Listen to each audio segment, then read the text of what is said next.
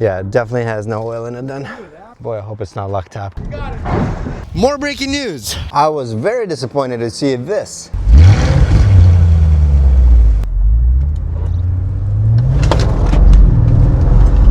It broke again. Hello friends, so we found this RS7 on Copart, tried to bid on it but managed to actually miss the bidding and it sold from under us. And it sold for $5,000, which was an absolute steal for a car like that. We were willing to bid up to $8,000 on it and well, it was really sad. But the seller did not accept the $5,000 bid and they relisted the car for $6,900. So as soon as we saw that, we purchased it. Okay, to be totally honest, it is more like $8,000 with all the auction fees, but still perfectly okay with that price. Now, an Audi RS7 is a car that needs no introduction, but just in case you've been living under a rock for the last 15 years, back when these things came out, they were incredibly cool. After all, you don't always get to see a 500 plus horsepower sedan that could easily be mistaken for an A7 with half the horsepower. Not only that, these things were very tunable, and while they came with 550 horsepower, that could be cranked up to 600 to 700 with bolt-ons, or even 4 digits with bigger turbos. And all of that was available in a comfortable, luxurious, and practical family sedan.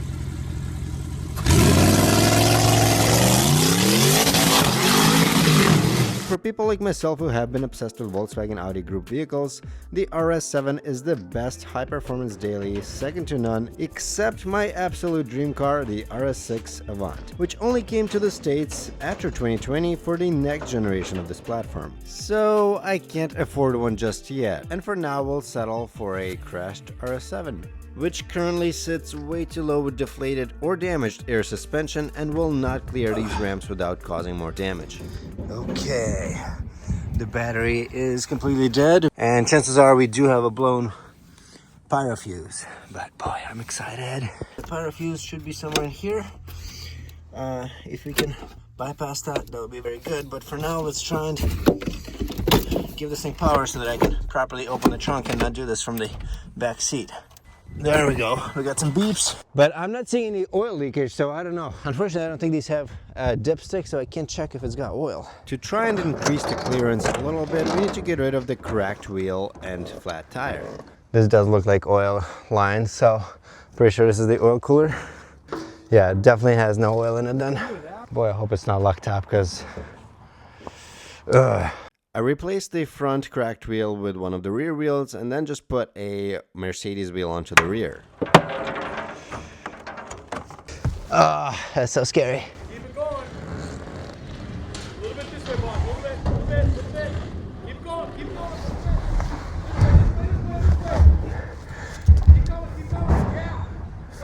Come on. You got it, you got it, you got it. You got it. Nice, brother. Well, thanks for your patience. Yeah. Like I said, I got a shop. I know how this shit goes. Right. I had the same problems. Yeah. Been in the same situation you've been in, man. Alright, so my fears that this thing might be locked up are pretty much a little just paranoid. It shouldn't have, because I'm pretty sure our pyro fuse is blown because the airbags are blown. So there's no reason why the engine would keep running with no oil. So theoretically, the only two things stopping us from starting this car at this moment is the lack of oil due to this oil cooler and the pyro fuse. The pyro fuse is easy to jump. It's not really gonna interfere with us a whole lot. And then the oil cooler, we simply can bypass this. I did end up making this, which should work theoretically. Something that puts me in a tough spot is the fact that we have a giant snowstorm expected tonight, and it's gonna last us through the entire day tomorrow and the day after that. Expecting like 2 or 3 feet of snow, 70, 80 centimeters. So I really need to get this thing off the road, because that's going to be an issue for the plows. Okay, here's the finished product. I think that's going to be sufficient. Let's fill up the oil and just try and start this. There is still some oil left in there. Just no idea how much. Okay, the oil is filled. So currently these red leads are just going from one side of the pyro fuse to the other, making that connection, theoretically giving power to the starter now. Come on, don't let me down. Awaken the beast. Yes! Yes! It's alive! That is so exciting. Okay, well, before it starts overheating, with no coolant, we gotta, park her. Well, this is great news! Як ваші емоції? Покращилися? Набагато. Alright, well, that is good enough for today. We don't need much more. It's a success. We don't have a blown engine. That's what I was really afraid of. Just the engine could probably pay this car off if we needed it to. Now, speaking of really good deals, take a look at how many tools I bought for only $240 on Temu. On top of that, if you take this code and put it into the search bar on Temu's website, you'll get $20 off any order over $20. For starters, something I've wanted for a while is a pressure bleeder for brakes. This was only like 30 bucks. Now this handy little guy is very useful for taking tension off of the accessory belt tensioner. We also got 3 of these headlamps, and these things, look at that, it's pretty beefy and very bright. Wow. I got 2 sets of these picks for our connectors and all kinds of things. These are just so useful, and sometimes the tips break on them, so that's kind of why I decided to go a little overboard and buy a bunch. Speaking of electrical connectors, we have some of these pins. So if you have a connector with a broken or rusty or corroded pin, you can replace it with these. We also have a giant set of bolt extractors. You can never have enough of these, as well as a little travel toolkit. This is just something I'm gonna throw in the car and have it in there so that I'm not, trapped on the side of a road with no tools. And then one of my favorite tools probably is one of these tiny little bit holders, which is just really nice with German cars where you very frequently have very little space to work on and stick tools in there. Next, these little hooks are great for holding your calipers up. Instead of letting it hang on the brake line or having to put up some sort of a bungee cord, you can simply use one of these hooks to put it through the bolt hole and then just hang it on your control arms or coil springs, which are usually here when you don't have airbags. And then lastly, giant assortment of little pins, which are always breaking and are always needed around the shop. So if you find any of these tools as useful as I do and need to restock on certain things, by all means, please click the link below and shop around for some of these awesome, really cheap tools. Just so you guys know, unloading this thing and getting it to sit over here took me a solid like 3 to 4 hours. This is quite a project. Definitely the most scary and expensive project. Also the most powerful project or car I've ever owned in general, but also the coolest.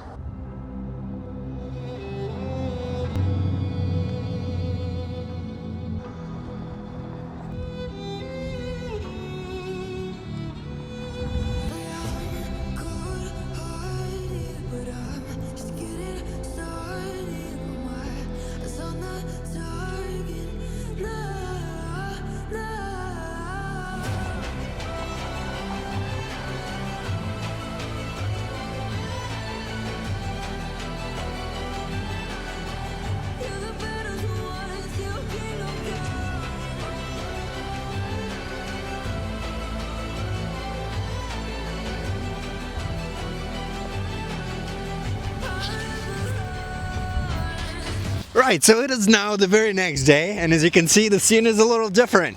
We literally have like breaking news, sort of snowstorm going on. We're currently 10 inches deep, and we have 20 inches more expected.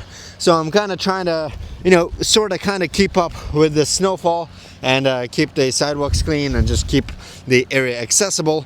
However, it is pretty unlikely that I'll be successful. More breaking news.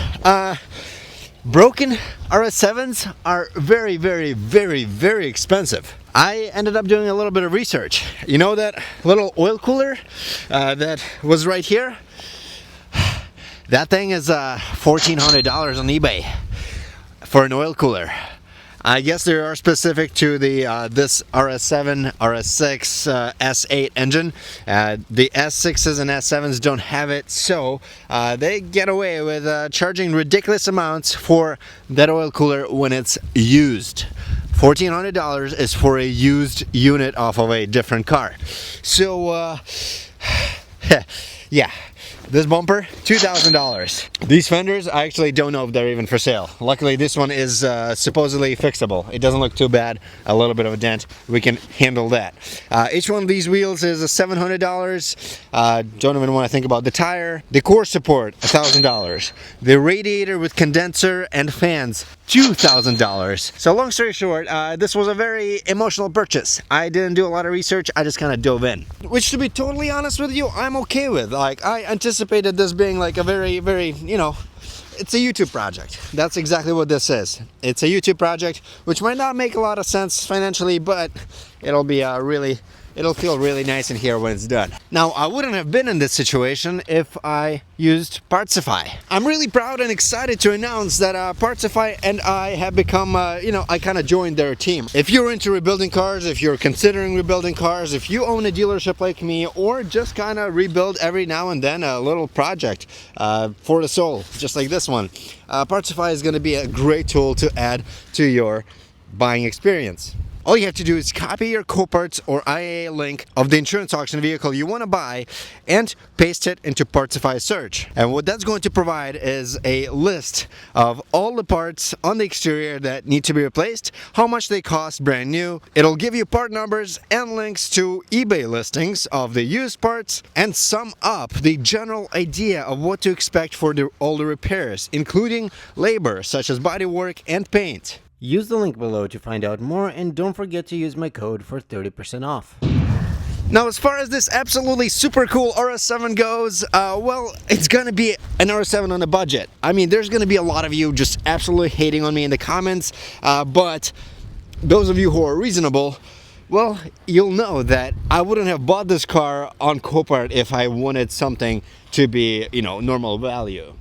I was looking for a bargain, I found a bargain, now I'm going to fix it in bargain ways. Meaning that the $1,400 oil cooler, I am not buying that for an oil cooler. We're going with an aftermarket one. But I can promise you that in the end it is going to be a fully functioning RS7, which is going to be able to do exactly what was intended of it. And most importantly, I'm going to have fun doing it. That's what really matters to me. Now let's get the frick out of this insane storm.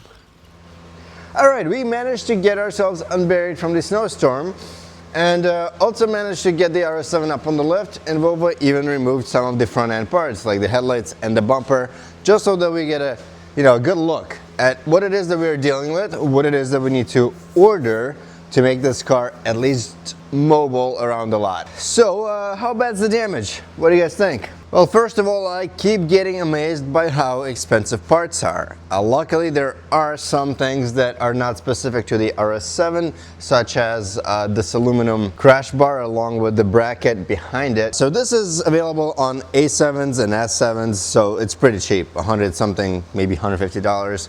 No big deal at all.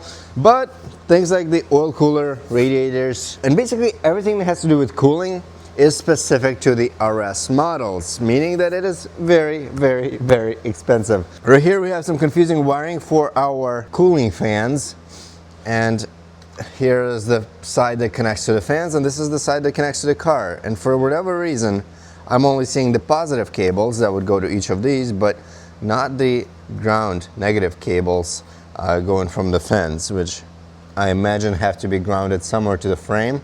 And they're just gone. Pretty sure we're supposed to have two radiators over here. There's one for the oil that we've already discussed, and I think there's supposed to be a coolant one. There's not enough forum threads, there's not enough photos of these cars disassembled to be able to find out exactly what is where. So we have one coolant radiator that's supposed to be over here.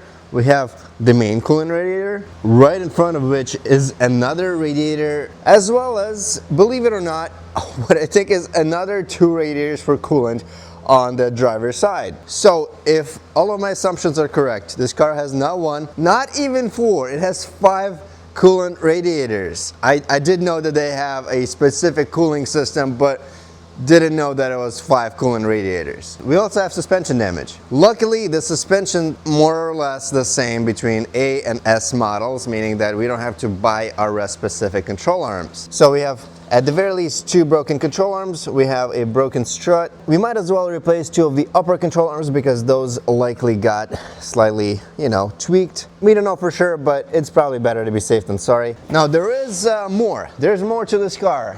There is some modifications considering how special this car is. I'm not very satisfied with what the previous owner or owners have done with it. Something that I wasn't a fan of is that we have a lot of mismatched tires. And I get that, you know, these are very expensive tires, 265, 35, 20s. Not exactly something you see every day, but there are some summer tires, there's some all season tires, and that is just a very, very silly thing to do. Now there's the exhaust. It looks like this did have some modifications done to it. So it's technically an OEM exhaust. However, I think the resonators have been deleted and some sort of an X-pipe was added. I can understand deleting resonators, mufflers, whatever. It actually can sound decent that way. What I don't like is the quality of these welds. I'm rarely one to judge somebody else's welds because my welds are not good either, but I was very disappointed to see this, like right there. You guys see that? It's an actual hole in a very, very visible spot at the bottom of the car where you can easily weld this back up, and they just chose to leave it this way. Another pointer that this is a terrible welding job is that we have actual welding wire just still stuck in here. So there's definitely some questionable decisions, questionable choices that the previous owners have made, but that's okay. That's okay. We're gonna try and address all of these things, and hopefully one day this car is going to be ready to go and better than ever. Maybe not ever, but better than it is now for sure. At what cost it's gonna happen? I honestly do not know. This is looking very, very, very expensive. Not to mention the front bumpers are non-existent. There's nothing on the used market. There's nothing on the brand new market. These bumpers just do not exist. We do have a little battery in here just for the time being, but I do need to replace our power fuse because that currently keeps us from easily starting this, and might as well replace it because that's pretty easy. There's 2 13mm nuts in the back here that hold the power fuse in. But the way these work is that there's this plug here to which a current is sent whenever the car detects a crash, and what that does is explode a little tiny explosive in here, which breaks the contact between these 2 points. And when that happens, the engine gets shut off and the starter no longer gets power, meaning that the car is not going to be able to restart.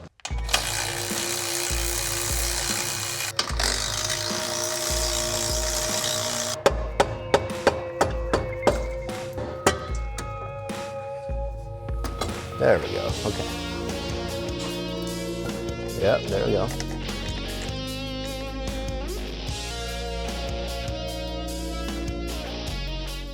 There we go. All right, the radiator is free. Look at this beauty.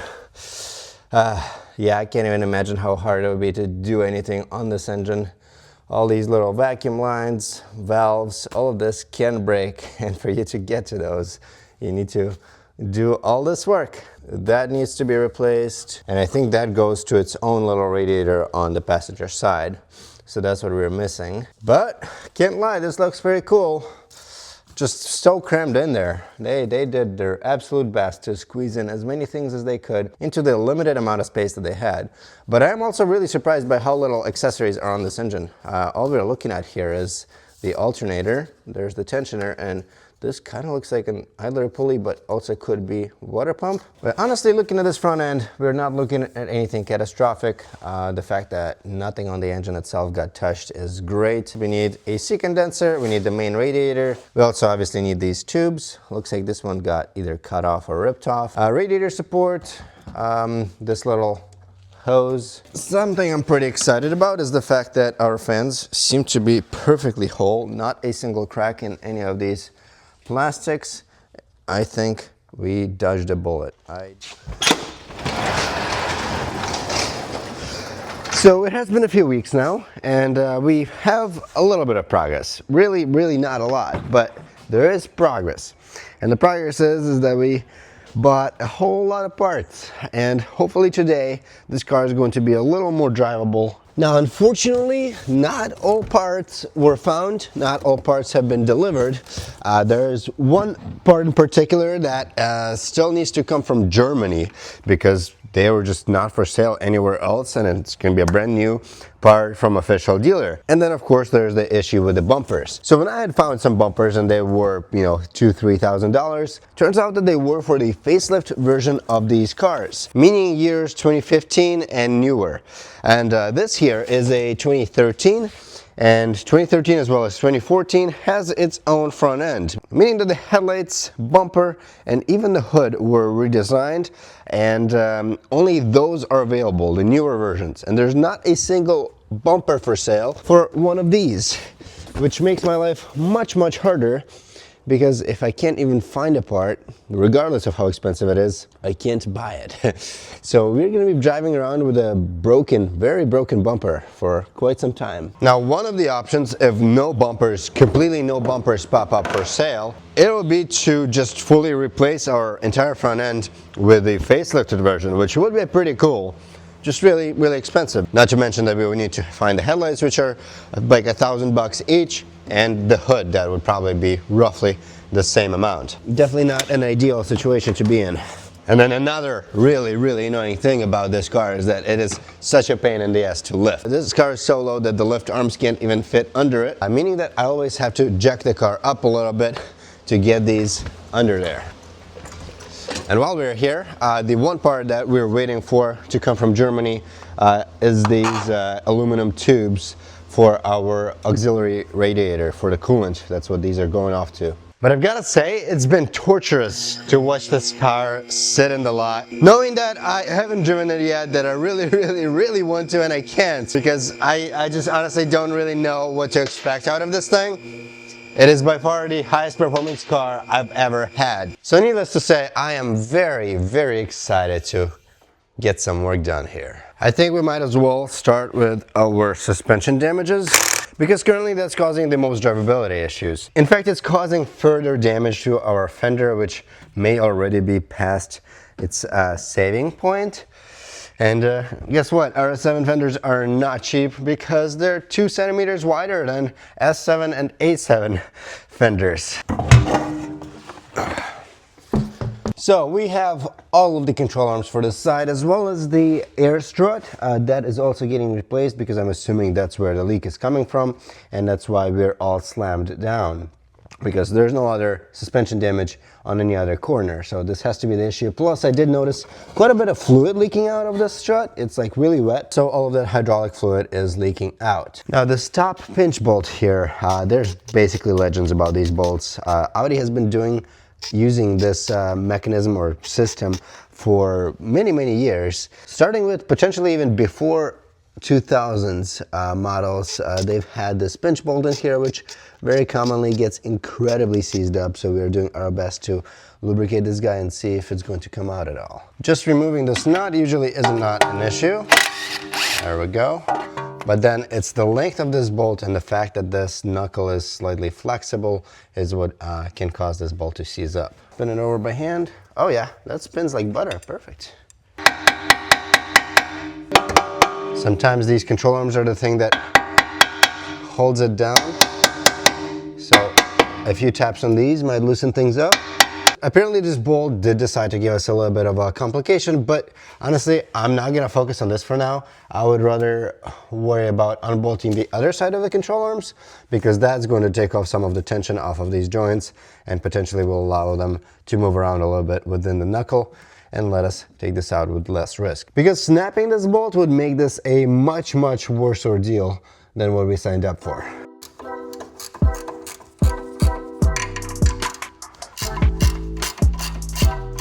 It should be doable to remove this bolt without having to do anything with the steering rack or the tie rod. This boot just kind of has to get pushed up, and that should give us enough room to squeeze this guy out of here. There we go.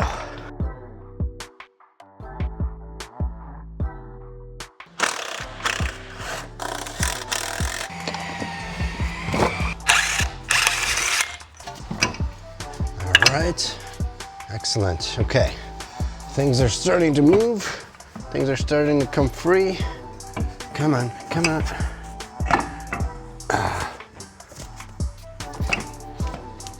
Get out of there, you silly strut. Come on. There we go, finally. All right. As always, things didn't go very smoothly. First of all, I'm still struggling with our pinch bolt here. It seems to come out when this is heated up, but otherwise it doesn't really want to do it, which is okay. I can get that out. I'm relatively confident. Another problem I run into that is causing a delay is this ball joint on our lower control arm. So this guy over here has a little sleeve that goes between the control arm and the ball joint, like the stud that comes out of the ball joint. So for reference, here's our new control arm, and that sleeve is already pre-installed into this. They're pressed in and really hard to get out. However, on the old control arm, that sleeve decided to come off of the control arm and stay on the ball joint, which is really hard to remove of the ball joint now. So now I either have to knock this guy out and risk breaking our new control arm or damaging it, or I have to buy a new ball joint, which I've decided to do.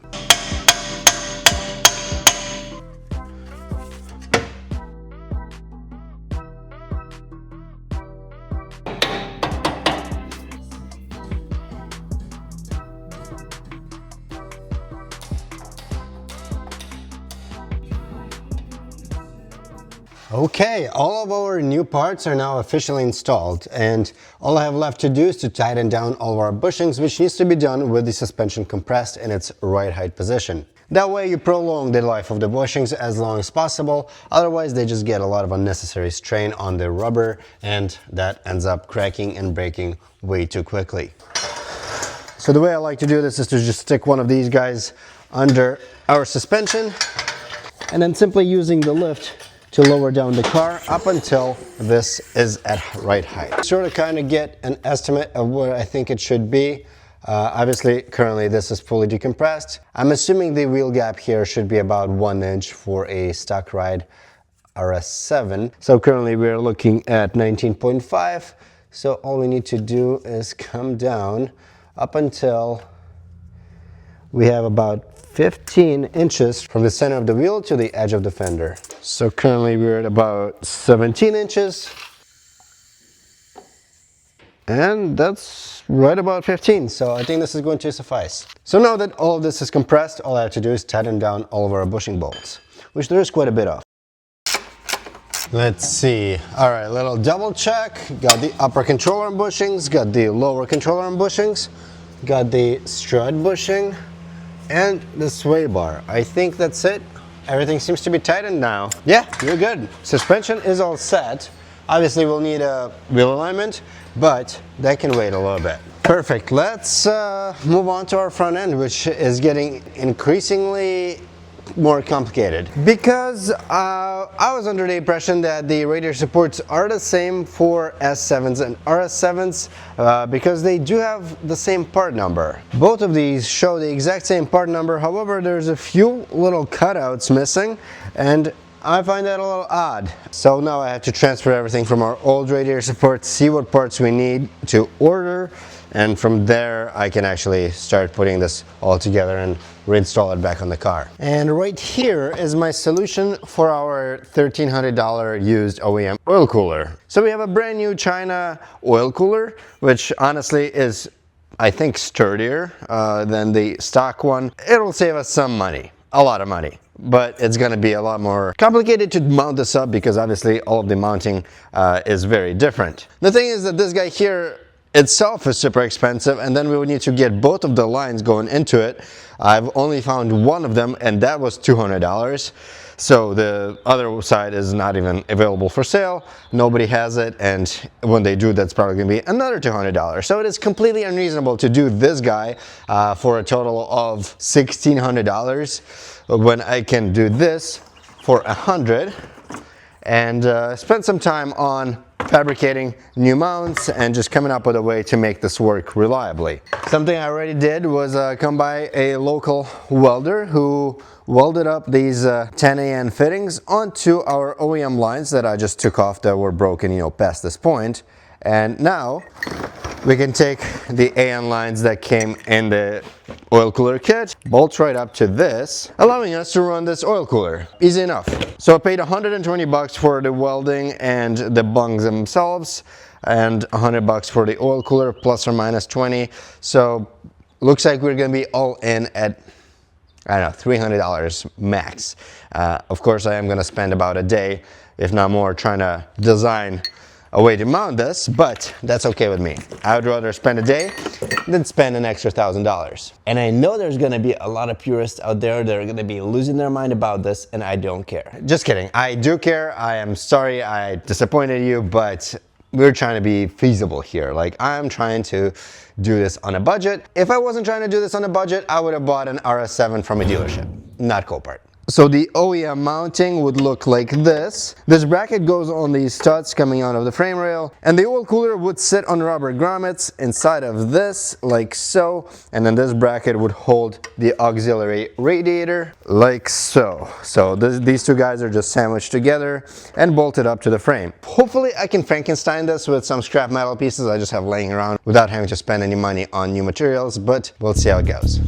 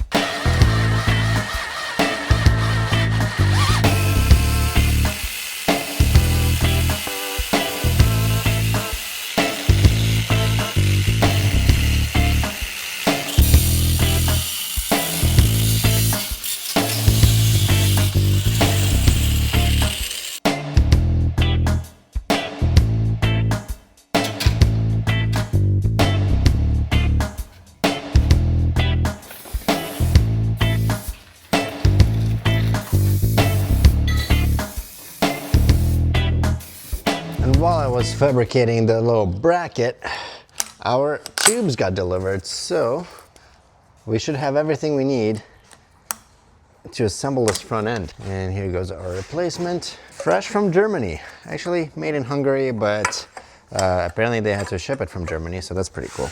All right, the paint is now dry, and here's the finished result.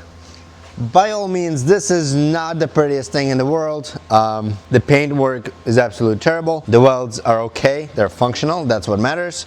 And in general, it is going to serve its function, I think, perfectly fine. And if it doesn't, we'll find out soon enough. At least I made a bracket that saved us probably over $1,000.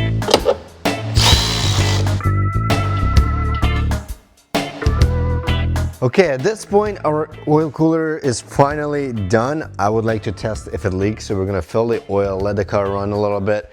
Despite being completely disassembled in the front end here, it should be okay to run for a short amount of time, just because we have no coolant. Everything else that is instrumental to this car running is installed, so it should be fine. Theoretically, I could be wrong. I'm frequently wrong, but I think this should be fine. I added about 6 quarts into this, which should be okay because we didn't fully drain the oil. Actually, maybe we did. Nothing turns on. I think the battery is dead again. Luckily, we have GOOLOO's A7.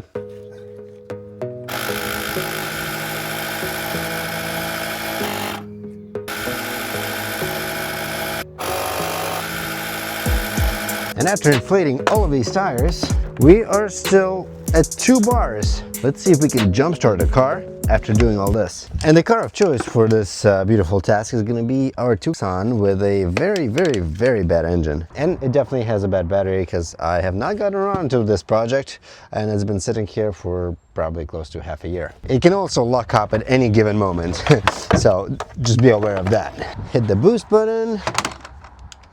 There we go. Easy. Let's go again.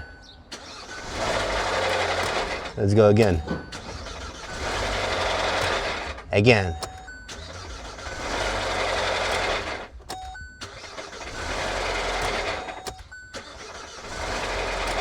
All right, I think that was like 6 starts, and GOOLOO did an excellent job after filling 3 tires. Right there. There we go. Hit the boost button and I didn't really love the sound. Oh, we're leaking oil. I guess I can just tighten that real quick if I can find a damn tool. but she's running okay.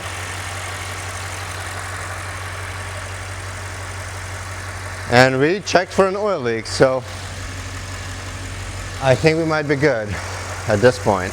Next, we can mount up our radiator and tighten this down.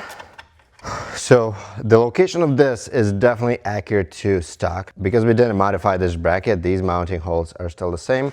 The bottom ones could be a little off, but considering the fact that this thing is sitting perfectly vertical right now, that means that we did a good job. The biggest concern here is to avoid any kind of rubbing between the metal of the cooler and any brackets around it. The mounts actually seem to have worked out pretty good, plus I left these rubber grommets on the sides just in case something ends up shifting at some point in time. It's not going to rub on the metal, it's going to just sit against this rubber piece. I actually ended up finding two of these plugs at a junkyard, removed them off of a different Audi. I want to say they were the 3.0 supercharged A6s. They have the thicker wire that's exactly the same size as the one in the RS7, and we just got two plugs with the ground wire, so that's going to be able to just bolt up to that frame rail. We'll try and disassemble these pins and crimp it all down, and that way it'll be exactly like stock. Okay, at this point both the positive and negative cable for the fan are good. And then lastly, we have these little wires that I don't think are worth depinning, and I think these will be perfectly fine to just splice into and connect them with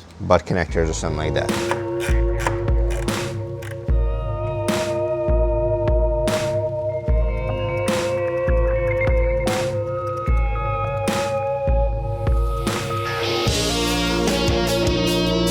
It's finally time to install our front end. We'll start with the radiator support and then just start, you know, stacking things onto here. Unfortunately, my hopes of driving this today had to disappear as fast as they appeared. Because the radiator that we had ordered, despite the seller having VIN checked the fitment, it is not correct for this car, which unfortunately happens with radiators a lot. For some reason, these companies can't figure out what radiator works where.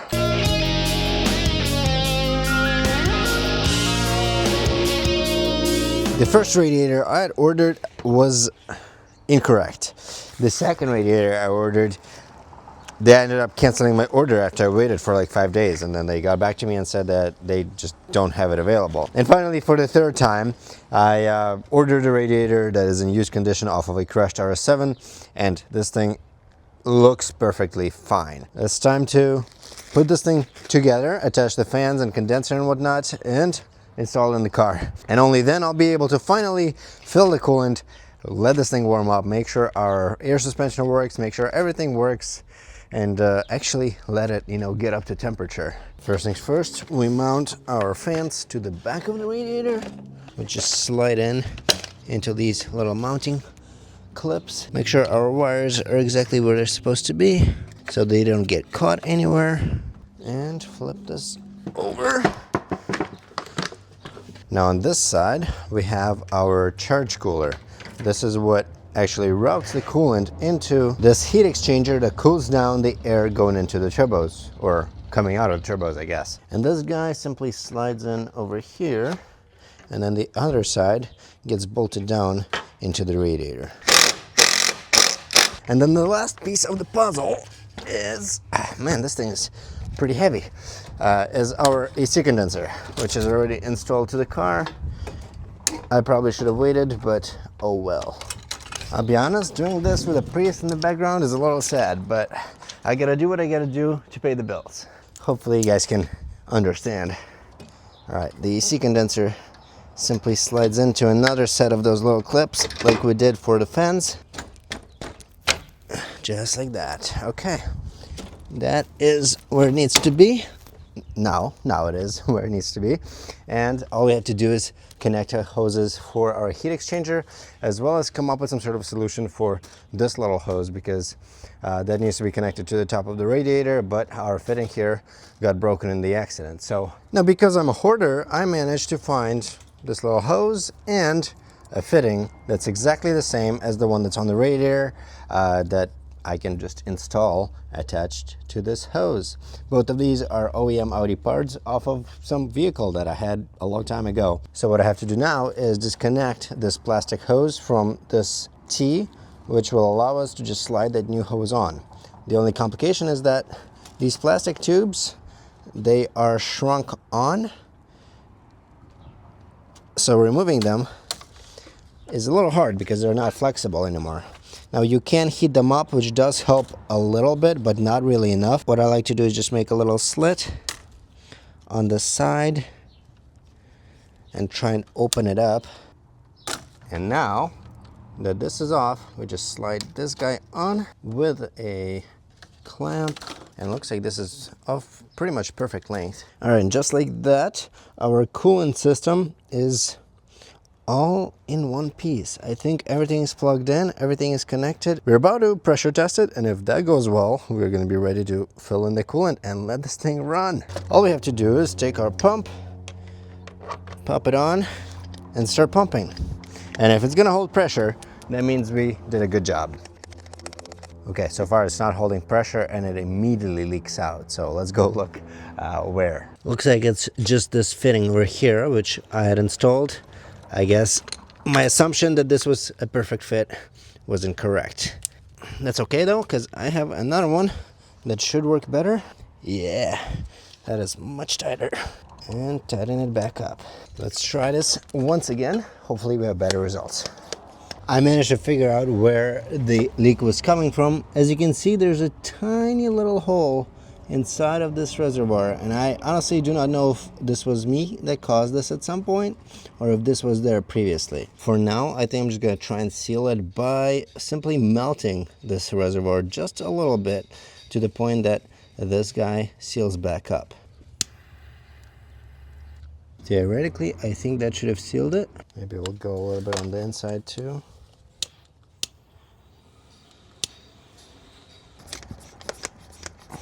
This car does have a massive cooling system, meaning that both the volume of coolant and the amount of air you need to fill that is quite large. So it takes a lot of pumping to get the results that we need. There's no more hissing. I think we fixed it. So what I'm going to do now is get it up to 10-15 psi and see if it holds the pressure instead of letting it leak out. Okay, it is now exactly 408 and we're sitting at exactly 12 psi on the gauge. So we're gonna give this some time and make sure that the psi doesn't drop at all. And if it doesn't within 10 to 15 minutes, that means that we did a good job with all of our hoses and radiators and whatever else is in this cooling system. And now it's 4:17, so we waited 9 whole minutes. I was too impatient to wait till 4:18, and looks like we're still at 12. So we're gonna release the pressure, remove our pump, and replace it with a different kind of pump. Now instead of pushing air in, we're going to suck air out, and what that's gonna do is let us vacuum bleed the coolant. Meaning that instead of struggling with getting all the air bubbles out of the 5 radiators inside this car and all of the various little hoses and whatnot, we're going to suck out all of the air, leave the system with vacuum, and then allow coolant to just get sucked in. That is going to attach to our reservoir and attach shop air to start sucking air out. And as you can see, the vacuum just starts rising up.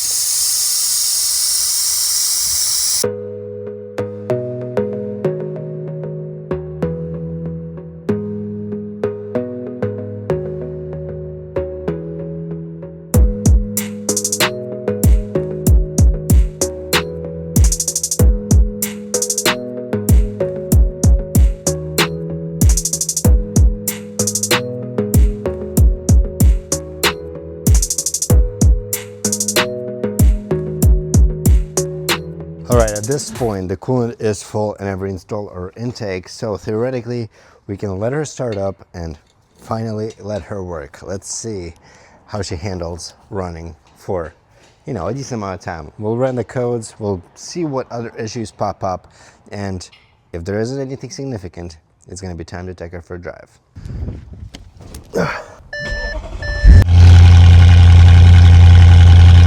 She sounds pretty good. Okay, the RPM is dropping. We're going down in idle speed. Everything seems to sound okay. The bad news is that our air suspension doesn't seem to want to air up the front. I wonder if we need to erase the codes. Maybe it saved some information.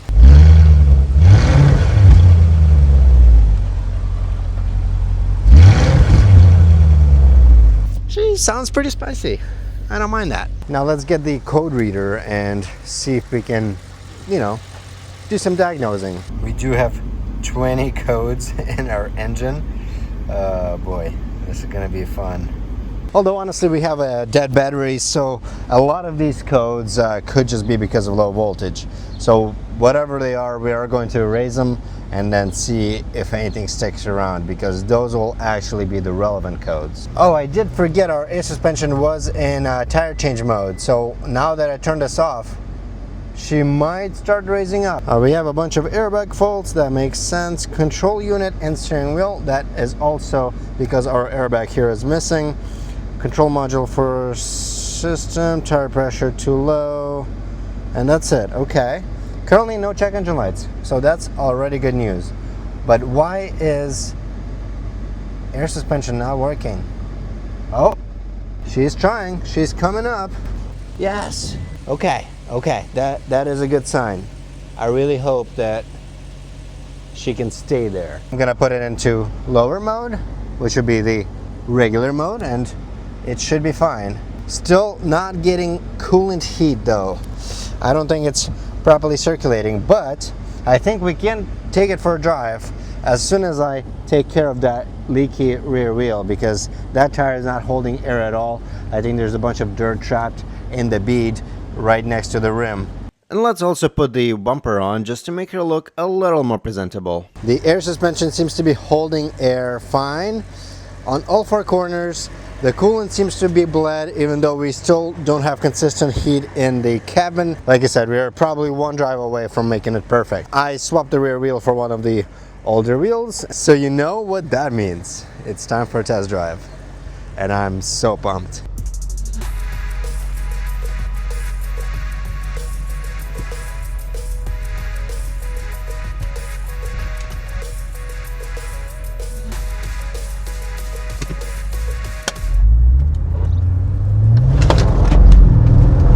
All right, so first couple feet are good so far. It seems to be a little bouncier than I would have expected, but the wheel alignment is probably a little off, and some things need to settle in, I'm sure. We've got brakes, we've got acceleration, we have no check engine lights, just got a warning for a right side turn signal, no big deal. There is a light for the air suspension, and there's definitely a bit of a vibration I'm feeling from the wheels. Entirely possible that one of our old wheels is just bent. I should have probably tightened our lug bolts. Don't know if I ever did that, but it's fine. So far so good. 30 miles an hour. It even drives straight. I did not in fact tighten the lug nuts, but we're addressing that now. And so far, what an absolute beast. I give it a quick full throttle, and boy is it freaking fast. It surprised me, despite me being relatively used to my S4, which should be somewhat close in horsepower, unless this thing is tuned, which we don't know. So if this car is a stage 1, it's probably pushing past 600 horsepower, while my S4 has about 500 crank. Another concern is that the rear seems to sit significantly lower than the front. While this seems to be normal ride height, for whatever reason our front end is a little too high up. Now in our MMI we do have the option to raise and lower this thing, but it's currently already, I mean, we can't even raise it any higher, so, and we can't lower. Currently no DTCs in our air suspension, so that doesn't seem to have an issue. Maybe something up with the sensors, maybe some, I don't know. There's more to find out, but let's go for another drive. It broke again. The test drive was going well, maybe about 10 miles in. The strut, the air strut that we replaced blew out. Don't know why. Potentially it has something to do with the fact that our front end was sitting a little high for whatever reason, but that blew out and now we're slammed. Should be able to make it home, which is good, but a blown strut, again, weird and also bad. Don't know what caused that. And obviously it's gonna take some effort to find out what it might have been. But it looks pretty cool, slammed like this. Right, so as unfortunate as a blown airbag might be, I would still consider this a success. We have a perfectly running and driving engine and transmission, and in general, this car was perfectly drivable up until that air suspension issue. So I am very, very happy. Obviously, there's still work to do. We're gonna need to find a bumper. We're gonna need to figure out the issues with the air suspension, the rear bumper. I gotta fix the exhaust, even though it sounds quite good already. Obviously, we also need to figure out our wheel situation. These rotors are decent, but still, this is a stock wheel. So, I mean, they look well. They look well. I like them. I like them, but the bronze wheels, the aftermarket wheels, obviously have a bit of a stronger kick to them. For now, I think we're gonna rock these because we did buy them. We're just gonna need to find 2 more tires because only these 2 tires were good. So there's quite a bit more work to do. There's also a little bit more fun to be had in this car. I think we might put it up against my S4. We might hit a drag strip. We might, you know, go around the track even. Because, I mean, that's what these cars are kind of sort of built for. They should be pretty well performing around the track. And I would just really love to experience that. But performance-wise, I mean, the acceleration on this thing is ridiculous. It is very, very, very quick, and I know that without having gotten it past like 50, 60 miles an hour. As sad as that is, we do need something safe for the next video, because for now, for today, this is it. I really appreciate you tuning in. I hope you enjoyed it. I'll see you next time.